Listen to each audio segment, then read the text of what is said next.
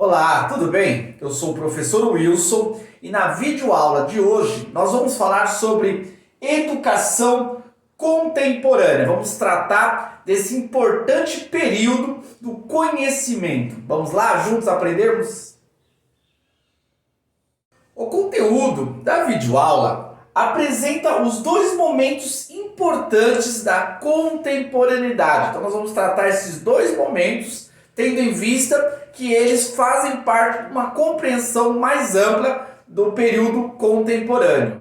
Ao final dessa videoaula, nós temos como objetivo fazer com que você, aluno, possa compreender as principais tendências da pedagogia atual. Em se tratando de período contemporâneo, período já mais próximo da nossa realidade, vai ficar mais fácil nós relacionarmos a pedagogia atual, aquilo que é utilizado nos sistemas escolares mais próximo da nossa realidade, tendo em vista que faz parte de uma pedagogia contemporânea, uma pedagogia do século XIX e século XX.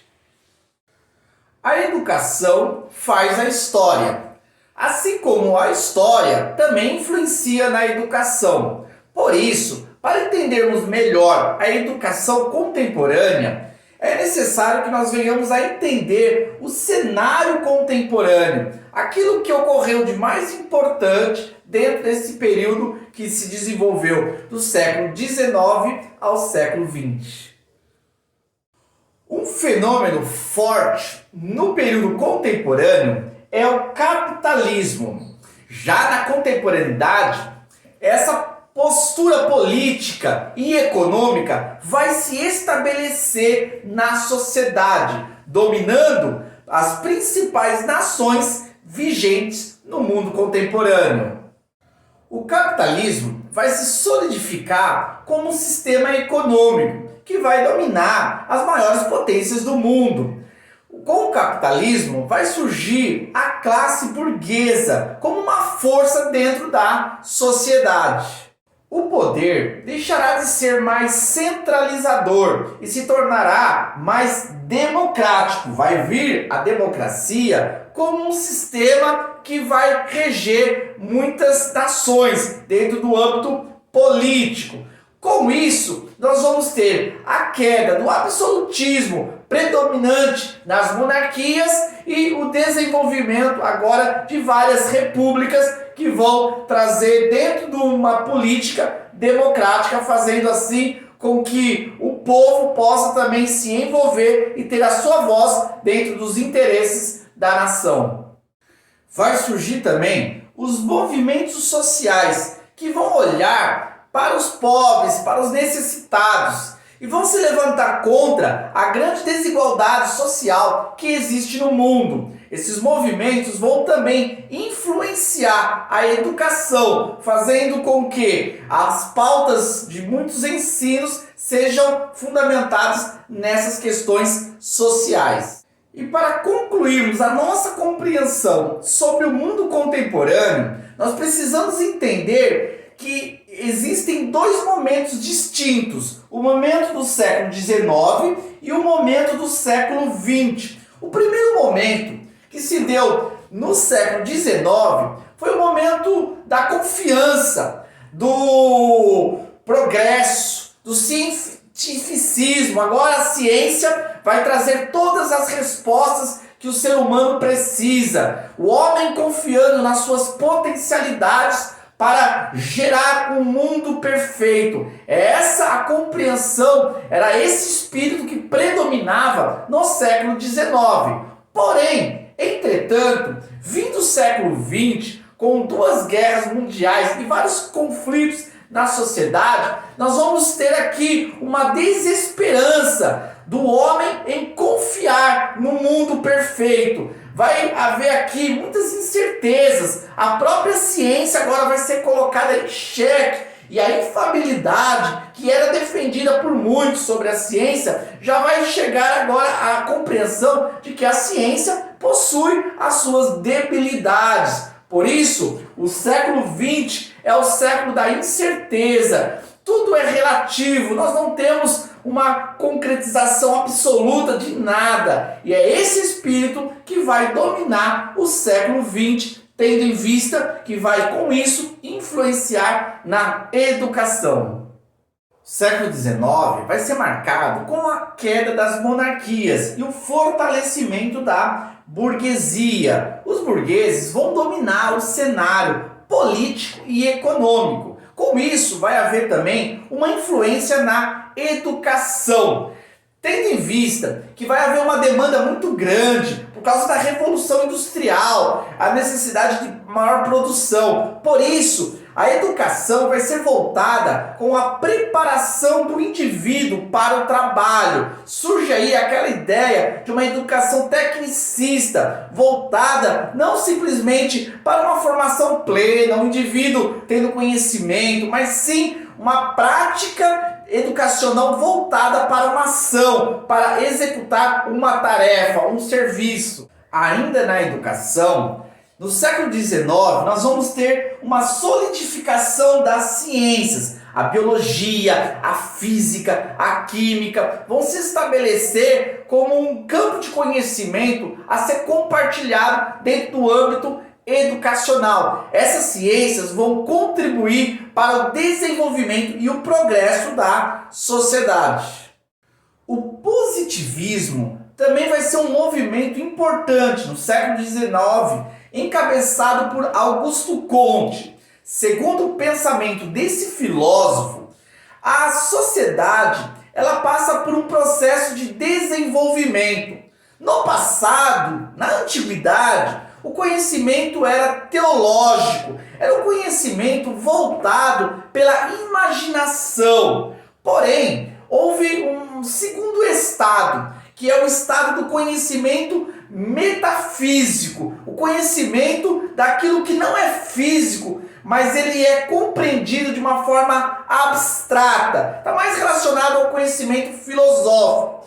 Já o terceiro estado é o estado atual, que eles defendiam ali no século XIX, que é o estado da ciência, do conhecimento pautado naquilo que é experimental. O positivismo trazia uma esperança muito forte na ciência e dizia, dentro do âmbito educacional, que o conhecimento gera poder. Quanto mais a pessoa aprende, mais ela consegue se tornar feliz diante da realidade. O positivismo, ele teve grande influência no nosso país, na educação, tendo em vista que toda aquela ideia de progresso, ordem, veio dessa ideia estabelecida no positivismo, que a sociedade está evoluindo e agora estamos num estágio maior, que é o estágio da ciência. Através do positivismo, nós vamos ter o cientificismo, que é a ideia de que tudo tem que ser comprovado pela ciência. A ciência é que determina o que é o certo e o que é errado, o que é a verdade. A religião e a filosofia são deixadas de lado, porque uma está pautada na imaginação, na crendice, e o outro está no raciocínio, nos pensamentos humanos. Já na ciência não, nós vamos ter o conhecimento sendo produzido através de experiências, de uma metodologia que traz a certeza sobre algo pesquisado. Essa ideia do cientificismo até hoje tem influenciado a nossa educação, que dá uma ênfase maior à questão científica. Tudo tem que ser comprovado cientificamente. Esse pensamento, que é um pensamento atual, veio do cientificismo.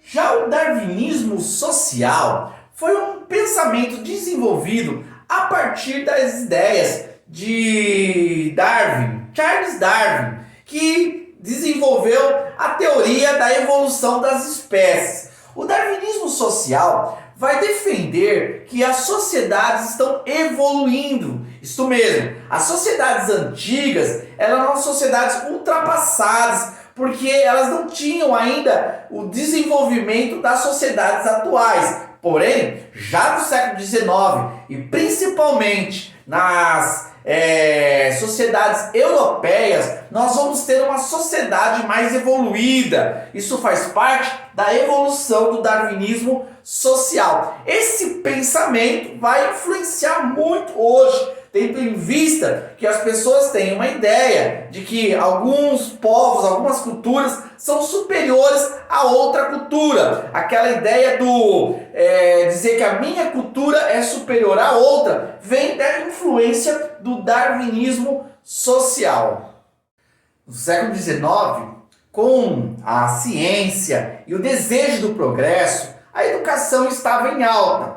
Por isso, o Estado intervia de forma direta na educação, trazendo assim a ideia de uma educação laica, obrigatória e gratuita. Isso era importante para que as pessoas pudessem ter acesso ao conhecimento e, com isso, a sociedade evoluir. Vale lembrar que a ideia de uma educação laica não é uma educação que anula a ideia de Deus ou que é proibido se falar sobre Deus. Isso é um equívoco. A ideia de uma educação laica é que a educação não é estritamente religiosa, no qual as pessoas são obrigadas a falar de Deus. A educação laica é uma educação livre, no qual a pessoa pode professar a sua religião como não pode. E todos que têm a sua religião têm a liberdade de se dizer seguidor daquela religião. No caso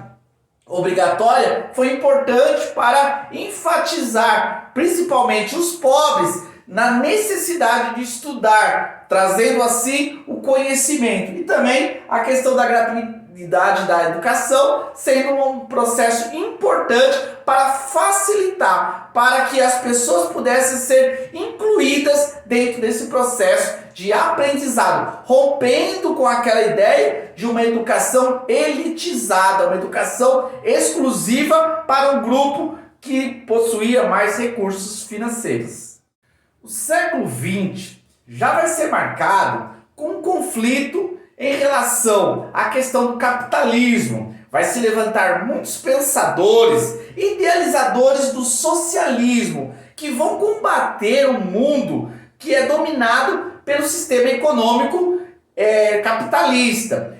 Partindo dessa concepção, vai haver aí uma influência das ideias de Karl Marx, no qual existe uma divisão entre duas classes, a classe dos burgueses e a classe dos proletariados. Por isso, diante dessa realidade, nós temos que desenvolver uma educação que não oprima aquele que está em situação mais difícil, do pobre. E aí vai surgir vários pensadores que vão desenvolver uma educação olhando a questão social. O socialismo vai sim, de alguma forma, entrar dentro dos ambientes educacionais com as suas pautas voltadas para a questão do menos favorecido, no caso, os pobres. Ainda nesse movimento vai surgir as ciências sociais, que serão ciências que vão contribuir em uma reflexão melhor da sociedade. Podemos citar aqui a psicologia, a sociologia, a antropologia, a linguística, que vai tentar, de alguma forma, entender melhor as questões sociais que são pertinentes ao ambiente dentro da comunidade.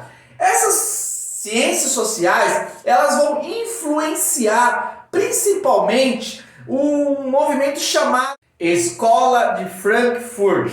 A Escola de Frankfurt era composta por um grupo de pesquisadores que tentaram estudar o pensamento de Marx e aplicar isso dentro do âmbito educacional. Dali surgiu o marxismo cultural, que propunha uma educação voltada para a libertação do pobre.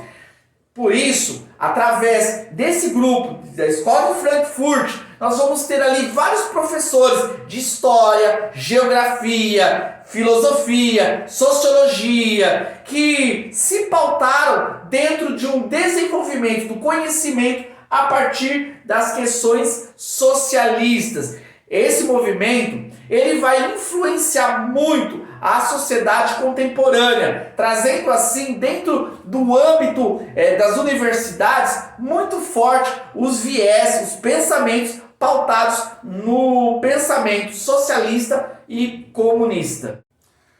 Com a necessidade de melhorar a educação e proporcionar com que os alunos possam, de forma mais eficaz, ser alcançados pelo conhecimento, vão surgir várias teorias pedagógicas. Podemos citar, ainda na escola de Frankfurt, o desenvolvimento da teoria crítica. Essa teoria vai ser uma teoria que vai criticar a teoria pedagógica tradicional e vai impulsionar uma nova mudança na prática dentro dos sistemas escolares.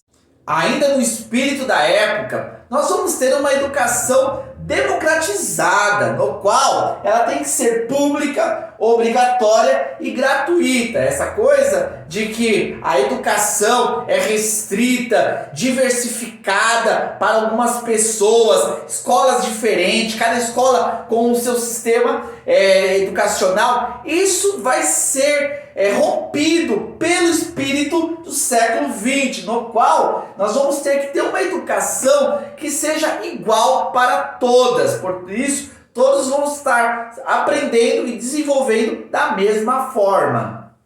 Pensando um pouco nessa questão de termos uma escola unificada, no qual é um sistema único para todos, nós vamos, de certa forma, rompermos com a compreensão que há uma diversidade de pessoas. Nem todos estão prontos ou se interessam por um determinado tipo de conhecimento. Outros possuem algumas aptidões diferentes. Por isso, é natural que haja sistemas de educação diferenciados. Nós podemos ter uma escola liberal, nós podemos ter uma escola mais ortodoxa, ou assim também como uma escola cristã, que tem como ênfase os princípios da palavra de Deus. Essa diversidade que sempre fez parte da história da educação, ela vai ser aqui combatida com essa ideia de termos uma educação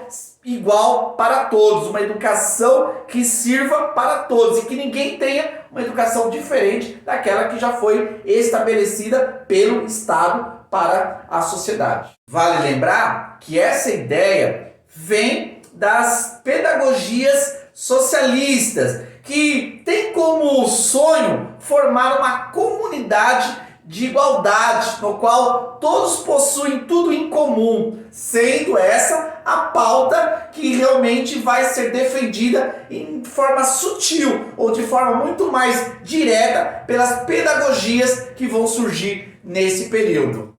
Ainda no desenvolvimento das teorias, não podemos deixar de falar da escola nova ou escolanovismo, que era uma nova proposta de teoria pedagógica. Essa teoria pedagógica, ela era contrária à pedagogia tradicional. Eles entendiam que o aluno deve ser o centro do processo. O aluno, ele precisa ser ativo dentro da educação e não aquele aluno passivo lá da Idade Média ou da Antiguidade, que ele ficava ali parado, passivo, aprendendo e memorizando aquilo que o professor passava para ele.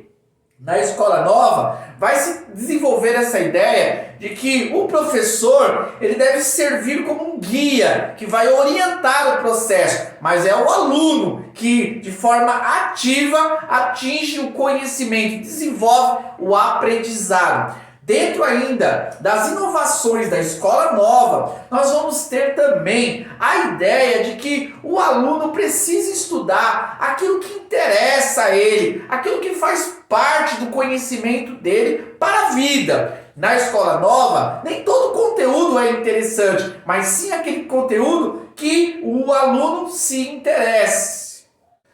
Vale refletirmos sobre isso.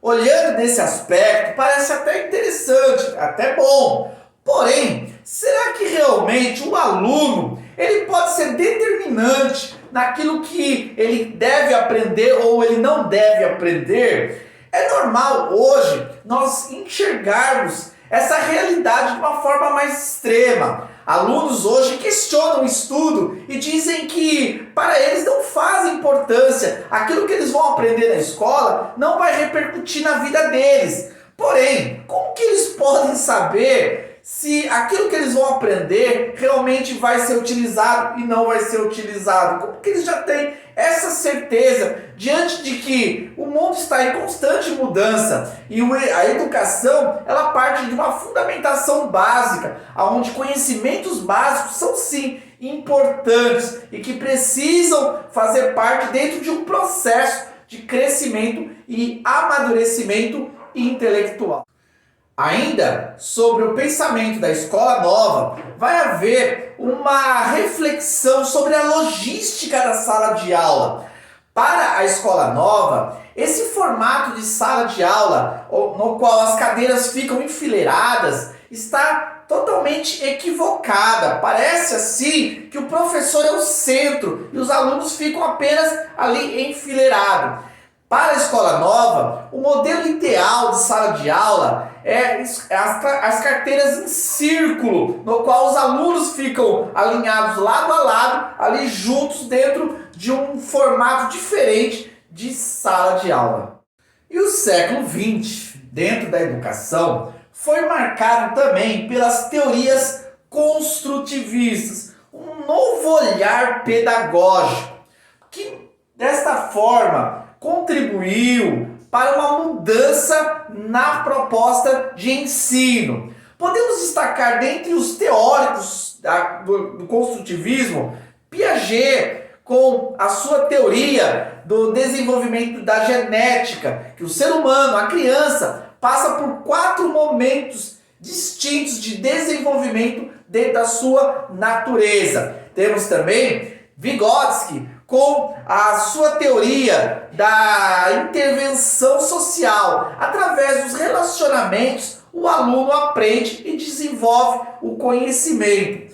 As teorias construtivistas, elas basicamente rejeitam a ideia do inatismo, aquela ideia de que o aluno possui já o conhecimento inato, o conhecimento dentro dele, e que ao passar do tempo, da vida, esse conhecimento que está dentro dele vai se desenvolver. Também o construtivismo vai contra o pensamento empirista, dizendo que o saber está fora, está numa realidade experimental e que através do contato com o professor vai compartilhar esse conhecimento e esse conhecimento vai ser desenvolvido pelo aluno, vai ser adquirido pelo aluno.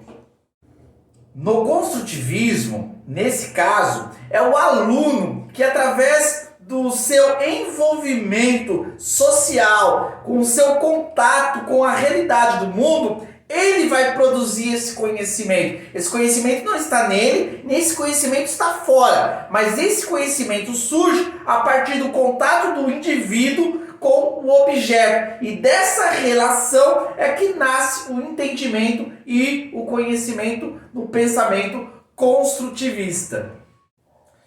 É isso aí. Essa foi a explanação sobre a história da educação contemporânea. Fechando aqui uma série, estudamos sobre a educação na antiguidade, a educação medieval, a educação moderna e agora a educação contemporânea. Esse conhecimento é importante para nós podermos refletirmos e dialogarmos melhor, analisando a nossa realidade educacional, tendo em vista que a história é um importante campo de conhecimento para que nós possamos avaliar melhor o desenvolvimento dos acontecimentos e a sua influência na sociedade. Obrigado por me acompanhar até aqui nesse aprendizado e espero continuarmos juntos aí no próximo módulo estudando sobre introdução à AEP, abordagem educacional por princípios.